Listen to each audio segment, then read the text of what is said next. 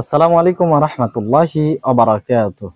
ইন্নাল হামদুলিল্লাহি ওয়াহদা ওয়াসসালাতু ওয়াসসালামু আলা মান লা নাবিয়্যা বা'দা আম্মা বা'দ। সম্মানিত উপস্থিতি, আমরা ধারাবাহিকভাবে আপনাদের সম্মুখে আলোচনা উপস্থাপন করছিলাম মুনাফিকের আলামত, মুনাফিকের নিদর্শন সম্বন্ধে। এ পর্যায়ে আমরা আলোচনা করছি মুনাফিকরা হয় অহংকারী, তাদের ফুটানি হয় অনেক বেশি, তারা অধ্যত আচরণ করে বেড়ায়। যেমনটা আল্লাহ তাআলা বলেছেন সূরা মুনাফিকুন 63 নম্বর সূরার 5 নম্বর আয়াতে।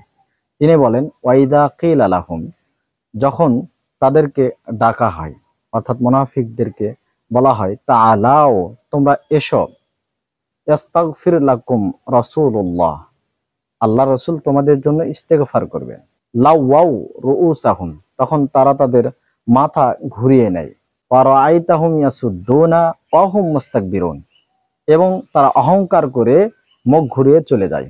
সম্মানিত উপস্থিতি, এই আয়াত থেকে প্রতীয়মান হয় যে অহংকারী হয় মুনাফিকরা।